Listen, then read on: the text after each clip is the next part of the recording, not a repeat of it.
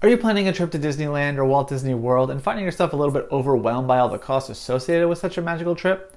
Well, in this video, I'm going to be sharing 5 tips for saving money on your next Disney Parks vacation.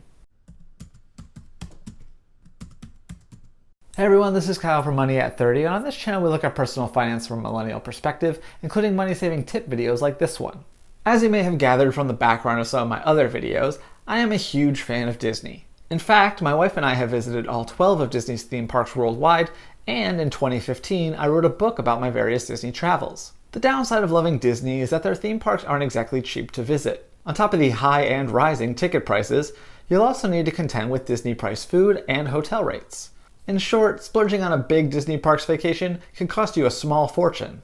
Luckily, in my many trips to these parks, I've learned a few tips for how you can be frugal and still enjoy the magic. With that, here are my top 5 tips for saving money on your next vacation to Disneyland or Walt Disney World. So my first tip is to travel during the off-season, which is now easier to identify thanks to Disney's pricing scheme. A couple of years ago, Disney adopted a tiered demand pricing structure for their one-day tickets. While this won't yet affect you if you plan on getting multi-day tickets, looking at the demand pricing calendar can help you determine the best time of year to go.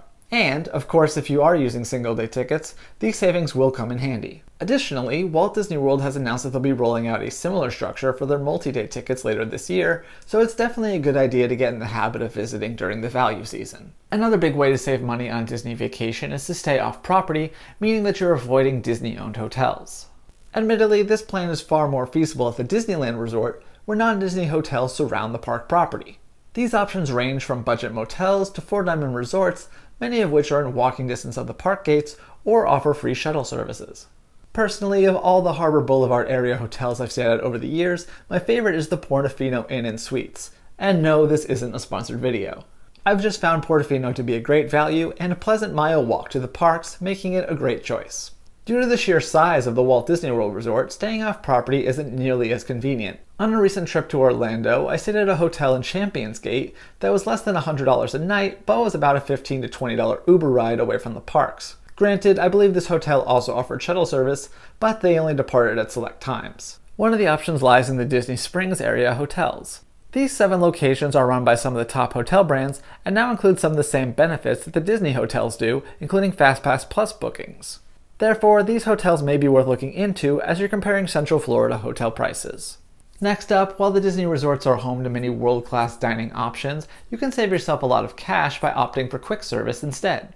There was once a time when Disney's counter-service restaurants mostly just served burgers and fries, but those days are long gone. Although those classic fast food staples are still available, the Disney parks have really diversified their menu and included some unique offerings. For example, you can now find everything from spicy chicken waffle sandwiches and bread bowl soups to grilled jackfruit sandwiches and even sushi on quick service menus at certain Disney parks. Even better, Walt Disney World has now introduced mobile ordering for a number of counter service locations. Not only does this save you time by allowing you to skip the line, but can also allow you to easily search for good eats and uncover some great values others might overlook.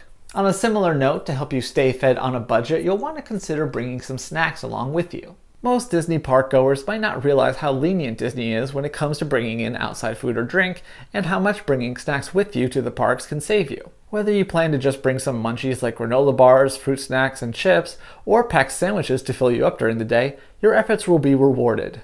Additionally, don't forget to pack some water, as staying hydrated is a must, and buying bottles in the park can really add up. Finally, if you're like me and want to visit again and again, an annual pass actually might save you money in the long run. Both Disneyland and Walt Disney World offer a number of annual passports, each with their own restrictions and benefits. Some of these passes may only be available to residents of Southern California or Florida respectively, while others are open to all guests. One main difference between lower tier passes and higher tier ones is the number of blockout dates, meaning days that your pass will not be valid. For the lower priced passes, which are mostly offered to locals, blockouts can include most weekends, as well as summers and holidays. Meanwhile, many top tier passes are blockout free. Additionally, while several pass types offer at least 10% off on select food and merchandise purchases, other passes offer 15 or 20% off. Finally, another aspect to consider is that some of the higher priced annual passports also include theme park parking. This is a major factor, as parking at the Disneyland Resort is currently $20 a day, while it'll cost you $22 a day to park at Walt Disney World. I hope these few tips enable you to save big money on future Disney park trips and allow you to enjoy the magic again and again. Also, if you like this video, please hit the thumbs up button, leave a comment below, and be sure to subscribe because we have new videos every week. So thanks again for watching, and I will see you next time here on Money at 30.